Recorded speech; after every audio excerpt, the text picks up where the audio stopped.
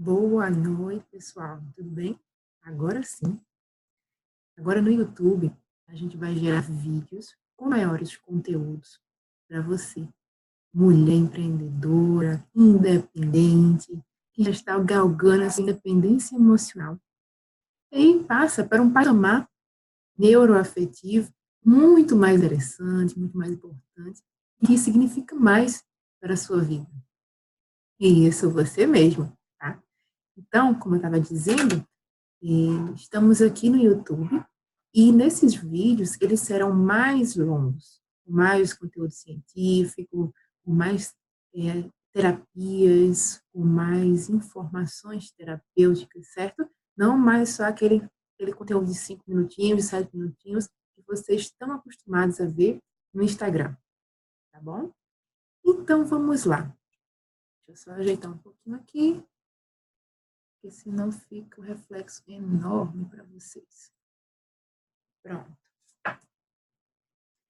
E o assunto de hoje é ser ou não ser mãe. E por que logo esse assunto, né?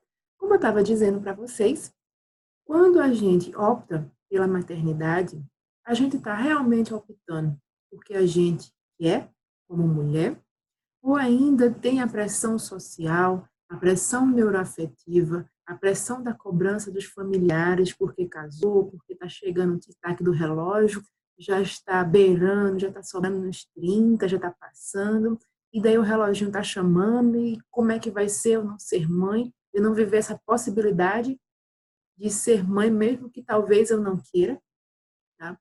Então, o que é que vem inicialmente? Vamos começar lá da história, certo? Que mãe, a maternidade, ela era o destino inevitável de toda mulher. Antes de tudo, tá, pessoal? Eu coloquei um roteirozinho para mostrar para vocês um conteúdo mais completo possível. Então, possa ser que em algum momento eu esteja lendo algumas frases, tá bom? Mas vamos lá. A maternidade, ela veio dizer isso para as mulheres, não é? Antes da Revolução Industrial. Porque como era mulher? A mulher era um objeto, ora de um homem, ora do pai, certo? Filha de fulano de tal, filha da família tal. E depois, essa posse, ela ia para o marido, não é? Esposa de fulano. Então, eu como mulher, como é que era a minha vida? Minha vida era aceitar ser domada, ser dominada por homens, tá? E depois gerar filho, porque era a minha função, era cuidar da casa e da educação dessas crianças.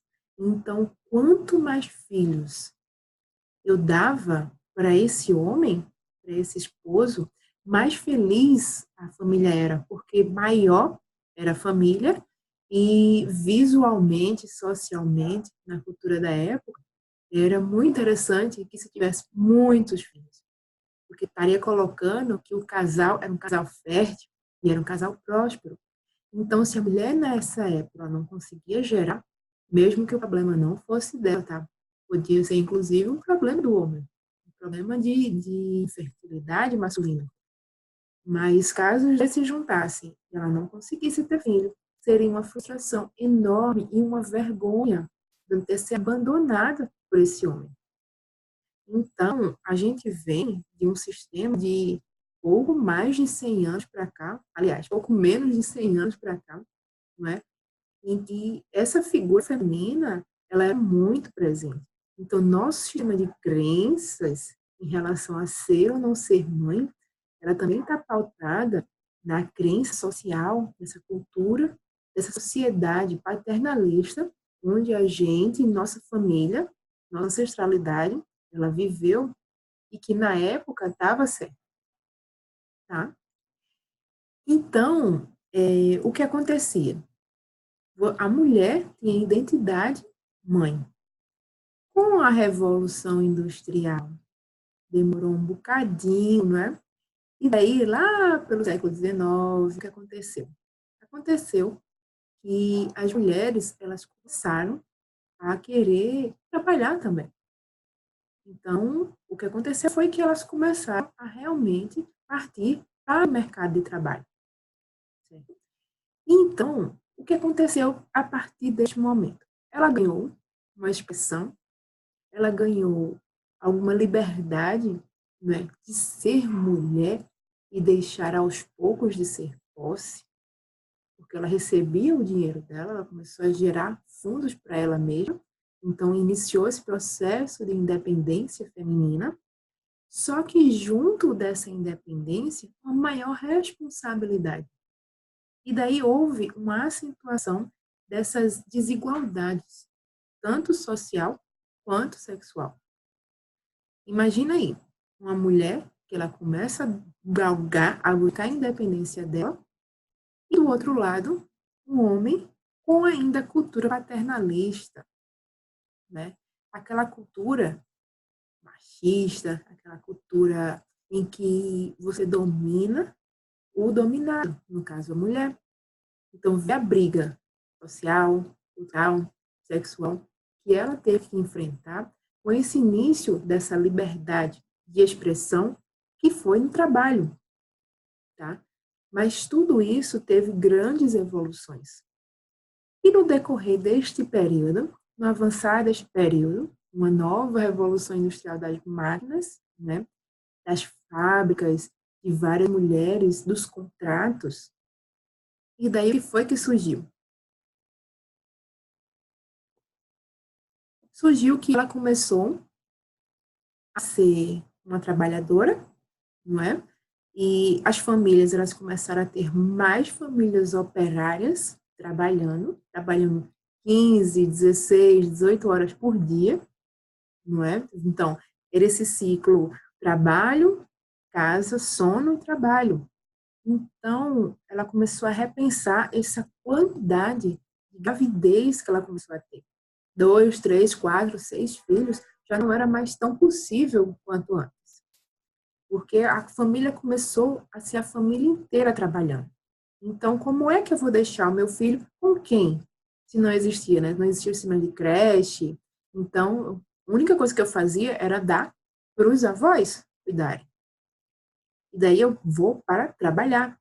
E os filhos, eles começaram a ser criados pelos avós. Certo? Só que daí a mulher ela começou a ficar repensando, porque iniciou a jornada dupla de trabalho. De dia, 16, 18 horas, né, trabalhando, 12, 16, 18. E aí, quando chegava em casa, ela tinha que ser mulher, ela tinha que ser a esposa, ela tinha que ser a mãe. E isso era uma sobrecarga muito grande. Com isso, com essa tristeza de ela ter que abarcar o peso da independência, de uma certa independência, né, frente a uma sociedade ainda bem paternalista, ainda bem machista, e daí ela começou a gerar filhos. E o que aconteceu com esses filhos? Os filhos homens, deixava cada um na sua, né, tranquilo, calmo, eles na dele, e as filhas mulheres, as meninas, começou-se a ter uma educação de independência. Dizer assim, menina, olha, você vai ser independente, vai ter a sua vida, vai ter os seus valores, vai ter o que você quiser fazer para não depender do homem. Tenha a sua vida, foque no seu trabalho. E daí o que é que essa menina cresceu? Ela cresceu com essa mentalidade da família, da crença dessas mulheres trabalhadoras que tinham essa jornada dupla e que não aguentava mais a pressão social, pressão familiar. E daí ela começou a crescer, a criança começou a crescer dessa forma, vendo que o homem era o ser repressor e que ela precisava ser independente financeiramente e não depender dele para nada. E o homem, por outro lado, manteve a cultura de que estava o momento, né? Essa cultura paternalista. Então, vê que separação sexual só aprofundou esse juízo de valor. De um lado, o homem, perdido, de alguma forma, né? Que ele não foi educado para ter essa mulher independente, essa mulher que cuida dela mesma, essa mulher que gera o seu dinheiro e que, às vezes, cuida da própria renda, né? E daí ele, o que é que eu faço agora? Porque ela é provedora, ela é independente. E ela pode agora escolher ser ou não mãe. E ele ficou lá perdido, tá? Daí eu não estou colocando o que está certo nem o que está errado, eu estou colocando o contexto histórico em que as famílias elas foram criadas dessa forma, educando muito as meninas, as mulheres, a sua independência, e isso é excelente, tá, pessoal? Mas os homens, de alguma forma, eles foram esquecidos na história. Eles não tiveram esse cuidado das mães e dos pais de estarem do lado dessas mulheres, não é? Mas vamos seguir. Quando eu coloco essa dinâmica dessa dupla responsabilidade, ela vai só intensificar no decorrer das décadas. E, como eu disse a vocês, por muito tempo, a mulher ela tinha a obrigação da maternidade, certo? Foi uma pressão social por muitos anos galgada, por muitos anos colocada como um prestígio social da mulher. Só que daí, com a independência financeira dela, ela começou a ver que há uma outra forma de prestígio social.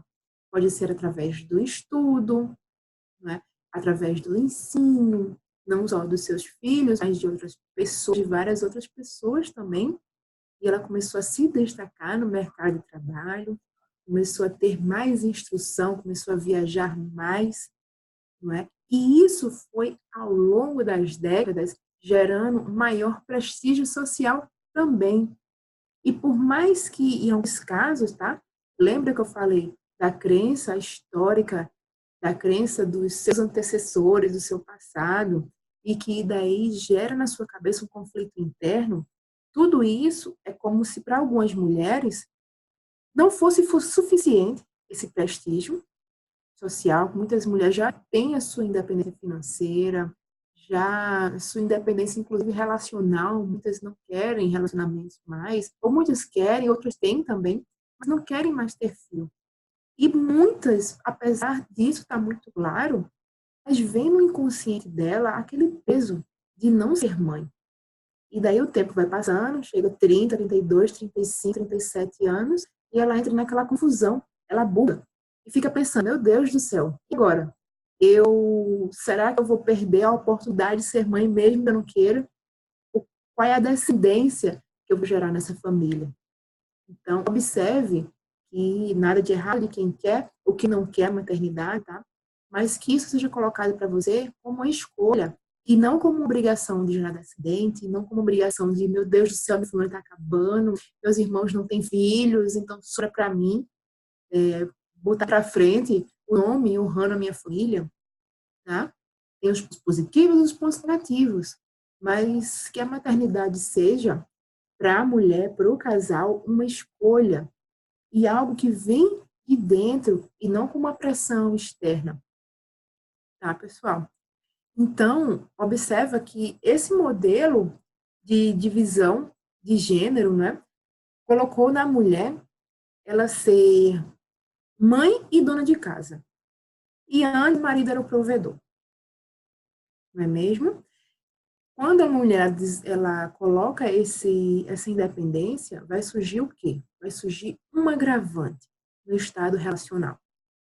Lembra da mulher que ela foi construída para essa independência e o homem meio que nessa educação emocional, ele ficou parado no tempo. Ninguém sabia como dizer isso para eles ou nem tinha o tino, né? Nem tinha o preparo, nem sabia que aquilo seria interessante de ser educado. E daí só houve o quê? Muita tensão relacionada a esse modelo, ainda centrado no patriarcalismo. Então, começou a haver as tensões homem-mulher e os dois não sabendo lidar com essas informações. A mulher com essa característica de independência emocional, financeira muito forte, e o homem no papel dele de mantenedor, não é? E meio que, sim, e agora? O que é que eu faço aqui? E muitas vezes, por essa não saber como lidar com a situação, ele se torna mais agressor, ele se torna mais agressivo com as mulheres. uma coisa não representa que está subjugada à outra, certo, pessoal? Não estou querendo, de maneira alguma, defender ninguém. Estou colocando o contexto histórico disso e que deve ser preparado emocionalmente, tanto o lado masculino quanto o lado feminino, tá bem? E isso realmente aconteceu. Na necessidade do homem de ele não saber lidar com isso, não ser preparado e repreendido sua questão emocional, sua questão afetiva, não ter trabalhado isso, então ele acaba sendo a pessoa mais agressiva com o lado feminino. E isso, em casos mais graves, tá? É necessário sim uma terapia, é necessário que a mulher observe isso, ou ele repreenda em caso mais grave, tá? Procure ajuda, caso haja algo além dessa agressão verbal, dessa não saber lidar com isso, tá? Muitas vezes o homem não sabe lidar com a emoção feminina, e daí eu vou gravar outros vídeos também, mostrando direitinho, tá, pessoal? Como ter inteligência emocional maior, como preparar para receber essa mulher, para a cabecinha do homem ainda é muito confuso, ter essa mulher independente demais, tá? E trabalhar também o masculino e o feminino, tanto do homem quanto da mulher. Se prepara, viu? Se prepara que esse canal vai ser arretado. Mas vamos lá voltar, né? A mulher, então, ela teve essa identidade mãe, que daí, no aspecto sociocultural dela, ela começou a observar que também tem outras identidades. Então, por mais que a pressão na cabecinha diga, ai meu Deus, o relógio está passando, eu quero ser mãe, mas se eu for e se eu gostar, né? E veja, tá, para um acalento seu, se isso não é o seu desejo, mas você sente naquela interrogação assim imensa de que é um histórico, tem um contexto familiar, tem um contexto de gerações de sua família, tem um contexto histórico em que a mulher ela só era socialmente aceita se ela tivesse muitos filhos. Então, isso dava para ela esse esplendor, tá? Essa identidade que gerava muito, tipo assim, era como se você se sentisse a própria presidente, sabe, de alguma coisa assim. A própria princesa, a própria rainha de algum país. Então, quanto mais filhos, maior é o seu reino, não é? Veja hoje que há muitas outras possibilidades disso, de você galgar no seu estudo, de você galgar com aulas, dando aulas, como a gente está fazendo agora, né? De lidar com outros idiomas, de ser realmente inserida e destaque no mercado de trabalho. Se isso para você ele é suficiente, então tudo bem com isso. Respeita é o teu corpo e são as tuas vontades, tá? Porque não adianta você ter um filho por pressão de gerar descendente, de manter a família, se esse filho ele será educado em escolinha, se ele não terá tanto amor assim quanto uma mãe, quanto um filho merece de uma mãe e de um pai, certo? Então, se for questão de pressão social, é melhor que você repense esse caso. Porque, enfim, é algo, né? Diz que filho é algo para uma vida inteira, certo? Mas vamos lá seguir. Quando a mulher, ela diz, não, peraí, quero ter um filho, mas não agora. A sociedade, ela evoluiu muito economicamente, ela evoluiu muito no desemprego também, e eu preciso me sentir segura, tanto de idade, né, me sentir mais madura em relação à idade, quanto segura também em relação financeira. E daí há três aspectos que a mulher ela começa a se preparar bem antes, mas ela começa a preparar bem antes do filho, que é, número um, a independência intelectual. Então ela estuda, termina a graduação, pós-graduação, outros cursos, tá? E ela se sente tranquila. Diz, agora eu sou formada, agora está tranquilo para mim, agora eu estou trabalhando. Então, essa parte aqui está cuidada. Depois, a parte financeira, de gerar renda, de ter uma reserva, porque uma criança vem, ela vem com os gastos de fralda, ela vem com gasto de comida, e com um sapatinho que muda a cada 3 meses, roupa, escola. Então, os preços eles continuam só aumentando, né? Então, a mulher e a família, tá? A mãe, o pai e o resto da família também, eles vão se preocupar com esse segundo ponto, a questão de ter uma reserva financeira para ter uma criança, certo? E em terceiro lugar, é o companheiro que está do lado. E muitas mulheres, elas observam, normalmente, tá, pessoal? A mulher ela evolui mais rápido do que o homem. Isso desde criancinha.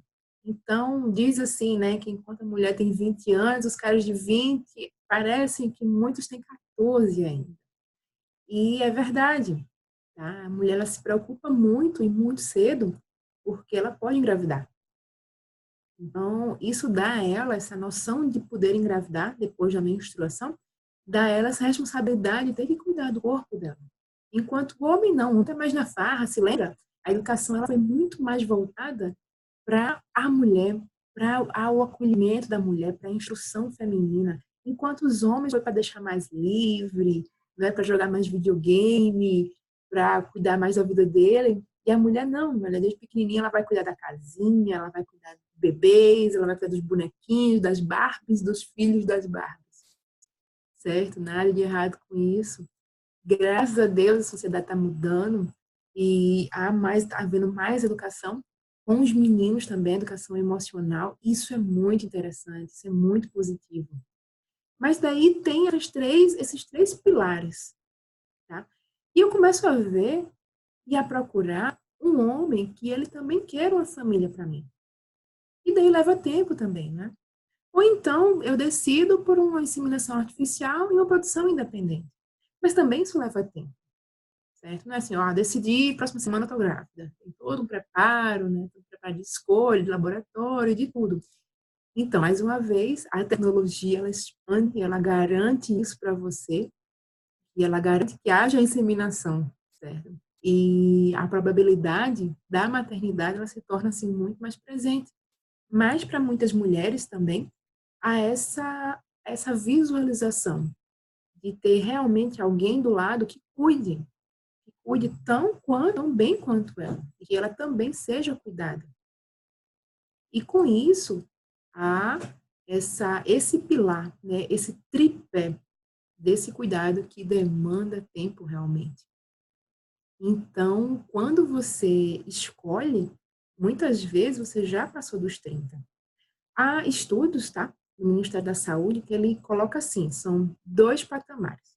O primeiro é antes dos 20, da menina que está lá com o primeiro namorado, morta e apaixonada, aquela situação felizes para sempre, não é? E daí, por um descuido assim, puf, engravida. E tem muita natalidade antes dos 20. Muita, minha gente, muita. E depois dá uma pausa, dá um delay, e você sai dos 20 lá para os 32, 33. Então, nesse período, a mulher ela se torna mais racional, né? Ela vai estudar, ela vai se desenvolver, ela vai ter a independência financeira, a independência intelectual, buscar mais, dizer assim, não, agora eu estou segura, agora eu estou tranquila, e vem aquele tinozinho, né? Aquele sininho, aquele reloginho biológico alarmando, gritando, e que agora sim. Então, a partir dos 33, 32, 35 anos, ela começa a ser mãe, tá? Tem esses dois momentos, esses dois booms, os antes dos 20 e os depois dos 30. Só que, quando a mulher está bem preparada, eu vou me preparar, eu estou muito insegura, eu vou ter essa estabilidade, eu vou manter meu tripézinho tranquilo. E daí, quando ela acha, muitas vezes ela já está com 35 anos, e de acordo com o Ministério da Saúde, já inicia uma gravidez de risco a partir acima disso, por condições fisiológicas, tá? No outro vídeo, na outra sessão, eu vou explicar bem direitinho sobre isso, tá? A parte da fisiologia da mulher madura, que tem muita coisa que ela tende a não ser tão positiva assim, mas, por outro lado, há novos estudos, tá, minha gente? Calma, fica tranquila, que há novos estudos explicando exatamente o contrário. Isso é muito interessante. Mas daí, vamos lá, né? Ela começa a a ter não só esse medo do que virá depois, pela questão genética, pela questão sindrômica, por toda a condição física dela e a condição emocional. Porque o que acontece? Ela chega e pensa, né? Poxa, será que eu vou ter idade suficiente para acompanhar uma criança? Será que na juventude eu não seria mais disposta a isso? Não é? E segundo plano, muitas mulheres elas colocam os pais para tomar conta dos filhos. E uma mulher mais madura, normalmente os pais eles estão mais idosos, não é? Então a mulher ela vai começar a ter 3 filhos, que é o seu filho e os seus pais. E daí ela se vê, ao invés de ser cuidada, em ter que cuidar tanto do nascimento do filho quanto da velhice dos pais. E isso também chega a bugar, tá? Esse pensamento dela de repensar sobre essa maternidade. Tá?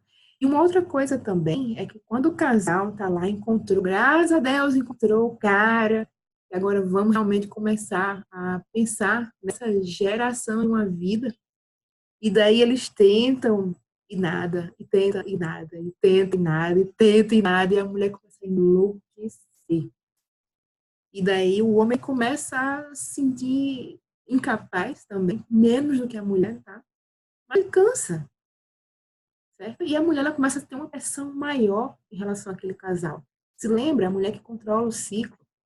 Então, ela vai, procura ver o seu período mais fértil e daí se guarda para ter uma relação sexual só nesse período fértil e vem pressionando e vem, puxa vida, vê isso e desenrola isso, né? E vê também que, não sei se está tendo um barulhinho, mas observa também que ele acaba cansando. Poxa vida, não é bem assim, né? E daí, o que é que acontece? O homem acaba tendo um desinvestimento conjugal, certo? Ele acaba não tendo mais, poxa vida, eu só tenho sexo na minha semana fértil dela, eu tô cansada disso, vários meses, ela começa a pirar, eu começo a ficar abusado, porque se torna algo mecânico, não é? E tem várias tentativas frustradas. E daí depois, o que ela vai fazer? Ela vai para a inseminação artificial. Caso esse período não dê certo, tá? Não é nem por conta da fisiologia da mulher. Se lembra que numa próxima aula eu vou falar sobre isso.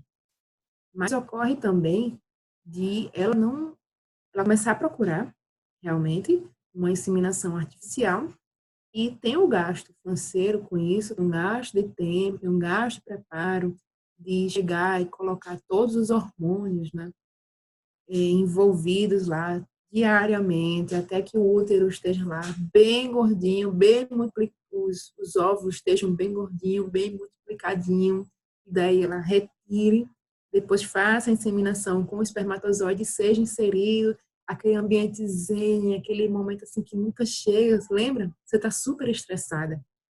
E daí vem toda essa confusão, e daí eles nem me toque, eu estou sendo estou participando por essa inseminação artificial, então o homem nem venha para mim, porque esse momento é meu, e daí acontece o quê?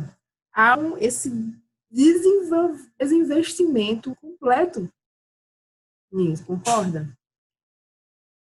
E daí todo esse misto de sentimentos e frustrações, o que é que acontece com o casal? Pode distanciar por completo essa comunicação conjugal entre eles. E daí distancia, eu não quero me comunicar, eu me silencio. E algo que era para eu comunicar naquele momento, o que acontece é que não comunica-se, há um silêncio e há uma janela de distanciamento desse casal. Há um distanciamento também sexual. Ela começa a não procurar mais por ele, tá? Em procurar apenas nos períodos férteis. E daí, cara, uma coisa assim, bem mecânica, né? Acaba por distanciar essa comunicação afetiva que deveria ter no casal, e daí ela está enlouquecida por esse propósito, e ela acaba o quê? Distanciando. E se lembra, a parte de comunicação, a parte afetiva, ela tende a ser mais feminina do que masculina. Então, quando isso ocorre, quando não há comunicação nem da parte feminina, nem da parte masculina, ocorre essa ruptura. E muitos casais, nesse momento decisivo, eles se separam.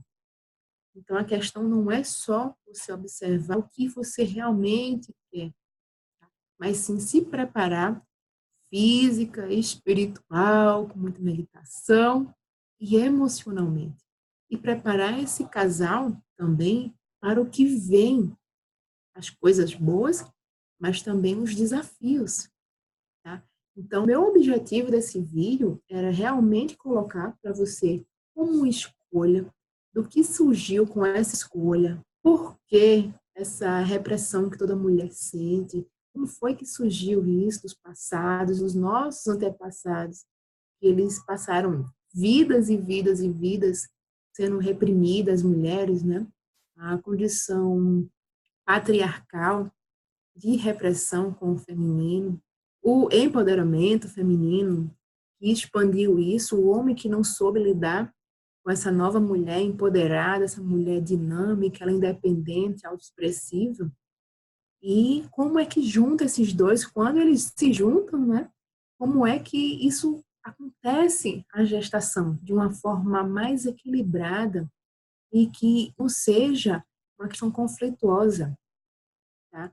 Por mais atribulações que possam acontecer nesse processo, nesse caminho, nem sempre um rio tranquilo, de águas calmas e claras, muitas vezes um terremoto, muitas vezes pedregulho, muitas vezes você pisar no invisível, de não saber o que vai acontecer dali em diante, isso te gerar uma enorme instabilidade emocional, tanto sua, quanto do cônjuge, quanto do namorado, quanto do crush, né? Acontece isso também.